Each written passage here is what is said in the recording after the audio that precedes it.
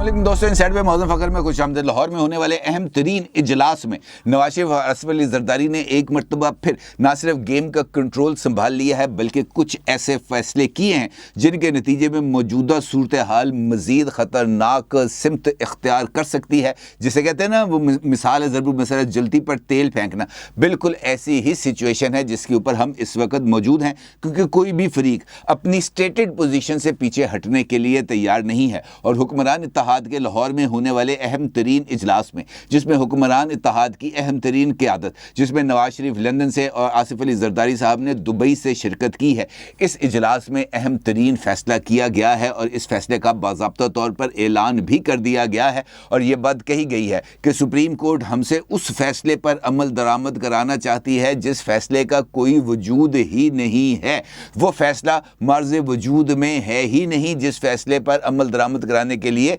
हम पर जोर डाला जा रहा है, और ये कि अब हुक्मरान इत्तेहाद 3 रुकनी बेंच के सामने पेश नहीं होगा। 3 रुकनी बेंच का बाइकॉट किया जाएगा। और नवाज शरीफ साहब ने अपनी कल होने वाली प्रेस कॉन्फ्रेंस का जो लुबे लुबाब है वो आज होने वाले इस इजलास में सुना दिया है। और आसिफ अली जरदारी साहब ने इस सारी सिचुएशन में बवजह अलालत, ऑल्दो उन्होंने इसके अंदर कुछ ज़्यादा जो है अपना रोल प्ले नहीं किया, अलबत्ता उन्होंने नवाज शरीफ साहब की तरफ से लिए जाने वाले इस फैसले कि 3 रुकनी बेंच का बाइकॉट किया जाएगा उसकी ना सिर्फ तायीद की है बल्कि अहम तरीन मुशावरत के लिए लीगल टीम के जो हेड हैं फारूक एच नाइक, उनको फौरी तौर पर दुबई तलब कर लिया है, चूँकि आसिफ जरदारी साहब अभी तक दुबई में हैं। और इसके साथ साथ हुक्मरान इत्तेहाद के अहम तरीन इजलास में इस बात का भी फैसला किया गया है कि जनाब ये जो अब अगली लड़ाई, लीगल लड़ाई लड़ी जाएगी वो आसिफ अली जरदारी साहब के मशवरे से, उनकी प्लानिंग के तहत लड़ी जाएगी। अलबत्ता फुल कोर्ट से कम किसी भी बात के ऊपर जो है वो कॉम्प्रोमाइज़ नहीं किया जाएगा। वीडियो लिंक इजलास से में अपने इजहार ख्याल करते हुए नवाज शरीफ का ये कहना था कि सियासी क़यादत की अक्सरियत के मुतालबे के बावजूद फुल कोर्ट का ना बनना ख़ास एजेंडे की तरफ निशानदही करता है। इजलास में मुशावरत के बाद फैसला किया गया कि पीर को attorney general Mansoor Usman Awan supreme court के रूबरू पेश होंगे और उन्हें हुकूमती इत्तेहाद के फैसले से आगाह करेंगे। और बरमला तौर पर ओपन कोर्ट में chief justice mister justice Umar Ata Bandial साहब की सरबराही में बनने वाले बेंच, जिसमें जस्टिस एजाजुल एहसन साहब और जस्टिस मुनीब अख्तर साहब शामिल हैं, भरी अदालत में हुकूमत की तरफ से अटॉर्नी जनरल इस बेंच पर इजहार अदम एतमाद करते हुए हुकूमती फैसले से जो बाइकॉट का है से आगाह करेंगे। और ये यकीनी तौर पर बहुत ही ज़्यादा अलार्मिंग सिचुएशन होगी। नवाज शरीफ साहब की तरफ से ये बात भी कही गई कि 3 रुकनी बेंच से इंसाफ की तवक्को नहीं है, क्योंकि इस बेंच में साकिब निसार ज़्यादा लोग बैठे हैं और इस इजलास में सियासी जमातों को फरीक ना बनाने के सुप्रीम कोर्ट के फैसले पर भी शदीद तरीन तनकीद की गई। और ये कहा गया कि जनाब ये कुछ तयशुदा एजेंडाज हैं जिनको लेकर आगे बढ़ा जा रहा है। और इस इजलास में शरीक एक अहम तरीन वफाकी वज़ीर का ये कहना था कि इस इजलास के अंदर इस बारे में भी गौर व फिक्र किया गया कि जनाब हमें सिचुएशन को बिल्कुल डेड एंड पर नहीं लेके जाना चाहिए। हमने एक जानिब अपना मौक़िफ़ सुप्रीम कोर्ट ऑफ पाकिस्तान के सामने रखना है, तो दूसरी जानिब हमें कोई विंडो ऑफ अपॉर्चुनिटी खोलनी चाहिए, हमें डायलॉग की तरफ जाना चाहिए, जिस पर नवाज शरीफ साहब ने इस पर आमादगी जाहिर की कि ठीक है, आप अगर कहते हैं कि इमरान खान के साथ बातचीत करनी है तो आप ये वाला शौक़ भी पूरा कर लें। लेकिन नवाज शरीफ साहब का ये बात बड़े वाज़ेह अंदाज में की उन्होंने कि अगर इमरान खान हमारे साथ बैठने पर तैयार भी हो गए तब भी उन्होंने किसी बात से मुत्तफिक नहीं होना, उन्होंने किसी भी बात पर आमादगी जाहिर नहीं करनी और उन्होंने अपनी 1.5 ईंट की अलग मस्जिद बना के रखनी है, क्योंकि उनका मकसद मसाइल को हल करना नहीं है बल्कि इमरान खान का मकसद मसाइल को उलझाना है। अब ये जो सिचुएशन मैंने अभी आपके सामने रखी है जहां पर तीन इंपॉर्टेंट बातें सामने आई हैं। नंबर 1, आसिफ अली जरदारी और नवाज शरीफ का एक मर्तबा फिर सेम पेज पर आते हुए एक जैसे ही फैसलों की तौसीक करना, और उसके बाद नवाज शरीफ और आसिफ अली जरदारी का ये सिचुएशन को कंट्रोल करते हुए अदालती लड़ाई को आगे लेके जाना। दूसरा अहम तरीन फैसला जो आया है वो फारूक एच नाइक के हवाले से है, और तीसरा ये जो नवाज शरीफ साहब की तरफ से जो जजमेंट है इमरान खान के हवाले से कि जनाब साढ़े को आके बह भी जावे लेकिन इन्हें गल कोई नहीं मननी। ये तीनों ही इस सारी सिचुएशन का अगर मैं आपसे कहूँ बेस्ट निचोड़ है। हुकूमत की तरफ से ये जो ऐलान किया गया है बाइकॉट का, ये अपने अंदर ही बहुत ज़्यादा मानवीयत रखता है। मानवीयत इस वजह से रखता है कि ये सिस्टम पर बाज़ाब्ता तौर पर अटैक है, और ये अनप्रेसिडेंटेड है कि हुकूमत जिसके पास तमाम तर इख्तियार है, हुकूमत वक्त कहा जाता है ना, वक्त की हुकूमत, वो अगर सामने आते हुए हार्ड हिटिंग करती है, वो आकर अगर टारगेट करती है और अहम इदारे के सामने आकर खड़ा हो जाती है और बरमला उसके ऊपर इज़हार अदम एतमाद करती है, तो फिर नामुमकिन के मुमकिन होने के इम्कानात बढ़ जाते हैं। क्योंकि अब अगर मौजूदा हालात में अगर आप देखें कि हुकूमत की तरफ से ऐलान किया गया कि जनाब हम नहीं मानते,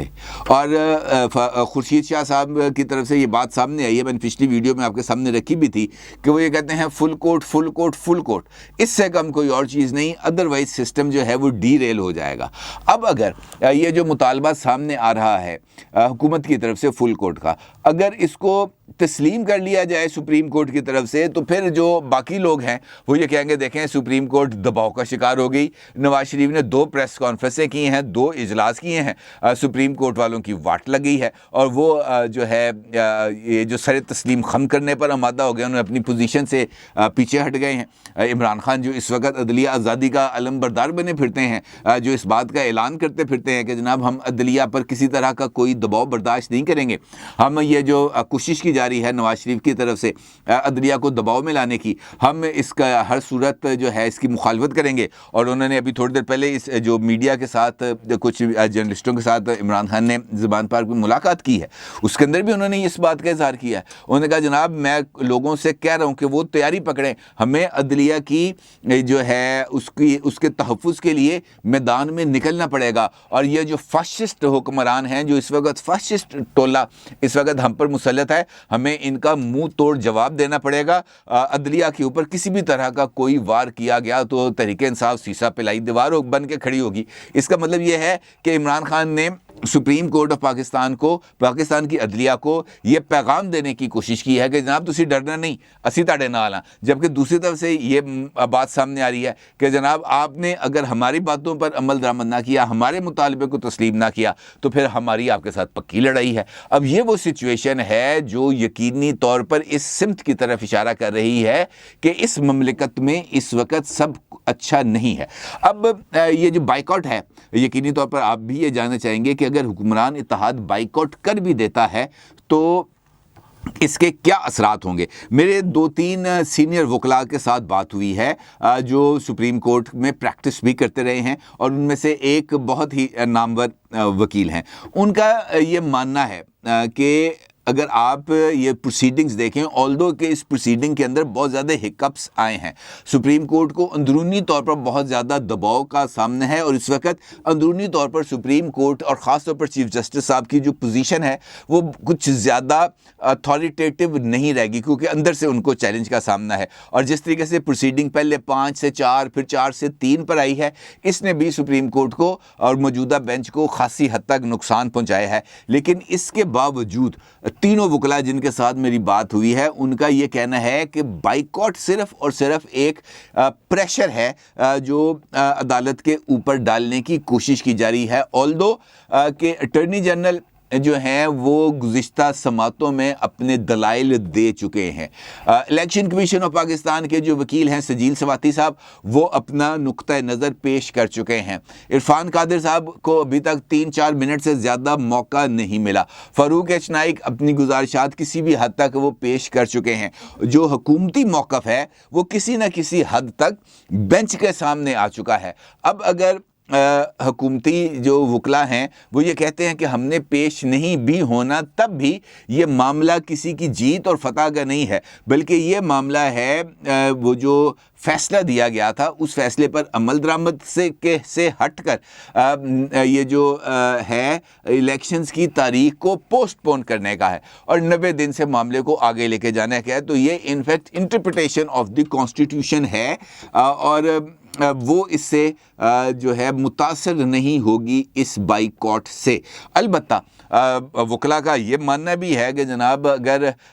سپریم کورٹ آف پاکستان کوئی فیصلہ کر بھی دیتی ہے تو موجودہ حکومت کے پاس کافی حد تک مواد موجود ہے کہ وہ اس فیصلے پر عمل درآمد نہ کر سکے، اور اس کے لیے وہ مثال دیتے ہیں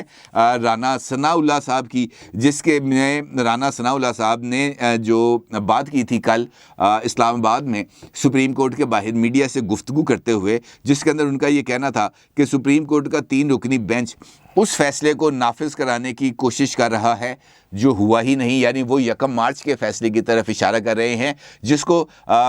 جو ہے یہ کہا جاتا ہے کہ یہ 2-3 کا فیصلہ ہے، جبکہ جو دوسرا فریق ہے وہ یہ کہتا ہے کہ یہ 4-3 کا فیصلہ ہے، یعنی 4-3 سے اس کو مسترد کر دیا گیا ہے۔ اور کل ہی جسٹس یحییٰ آفریدی کی طرف سے جو اپنا اختلافی نوٹ کا انہوں نے تفصیلی فیصلہ جاری کیا ہے، اس کے اندر بھی انہوں نے اسی سمت میں اشارہ کیا ہے۔ دوسرا ایک امپورٹنٹ پیش رفت بھی ہے کہ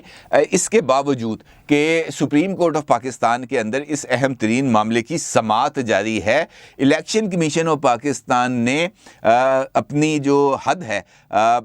اس کے تعین کرتے ہوئے جو خیبر پختونخوا کے گورنر ہیں حاجی غلام علی، ان کی طرف سے تجویز کردہ تاریخ پر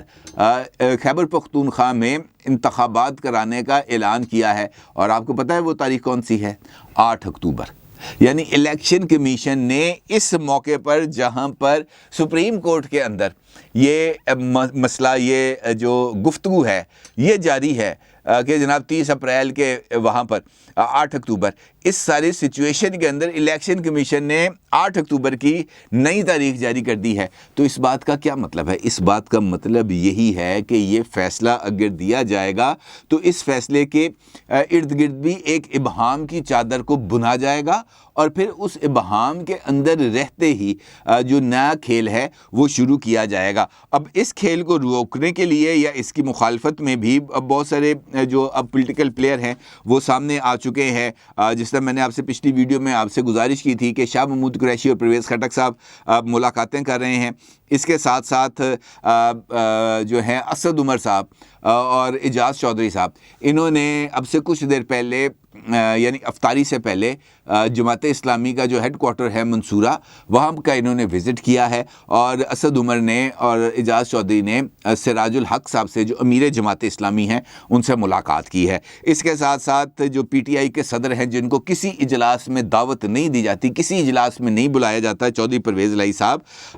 بلکہ ان کے حوالے سے بھی ایک خبر اس وقت پی ٹی آئی کے سرکلز میں بہت زیادہ گرم ہے کہ چودھری پرویز الہی صاحب کی صدارت سے چھٹی ہونے والی ہے، یعنی عمران خان نے اپنا صدر بدلنے کا فیصلہ کر لیا ہے، اور بتایا یہ جا رہا ہے کہ مناسب وقت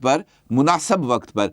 چودھری پرویز الہی صاحب کو یہ سرپرائز دیا جائے گا کہ ان کی جگہ پر فواد چودھری صاحب کو پی ٹی آئی کا صدر بنایا جائے گا۔ لیکن چونکہ ابھی تک یہ انٹیکٹ ہے معاملہ، تو اس میں یہ بتایا جا رہا ہے کہ پرویز الہی صاحب بھی اس صورتحال میں کچھ متحرک ہوئے ہیں اور انہوں نے حکومتی اتحادی جماعتوں کے ساتھ رابطہ کیا ہے۔ پرویز الہی نے خالد مقبول صدیقی صاحب، مصطفیٰ کمال صاحب اور وسیم اختر صاحب سے ٹیلی فونک گفتگو کی ہے، اور اس کے ساتھ ساتھ علامہ زبیر احمد ظہیر سے بھی انہوں نے رابطہ کیا ہے۔ طاہر القادری صاحب کے بیٹے حسن محی الدین اور خرم نواز گنڈا پور سے بھی انہوں نے مشاورت کی ہے۔ یہ جو اس وقت سپریم کورٹ والا معاملہ چل رہا ہے، یعنی ہر طرف جو یہ جو لڑائی ہے یہ بڑھ رہی ہے، پھیلتی چلی جا رہی ہے، اور کوئی اتفاق رائے واضح انداز میں ہوتا ہوا نظر نہیں آ رہا۔ حکومت کی طرف سے باضابطہ طور پر طبل جنگ بجا دیا گیا ہے، حکومت کی طرف سے واضح طور پر نواز شریف نے علم بغاوت بلند کر لیا ہے، اور اب وہ کھلے عام یہ جو ہے سامنا کرنے کے لیے تیار ہیں۔ دیکھنا یہ ہے کہ اس لڑائی کا انجام کیا نکلے گا۔ اپنی رائے کا ضرور اظہار کیجیے گا۔ آپ کا بہت شکریہ۔ اللہ حافظ.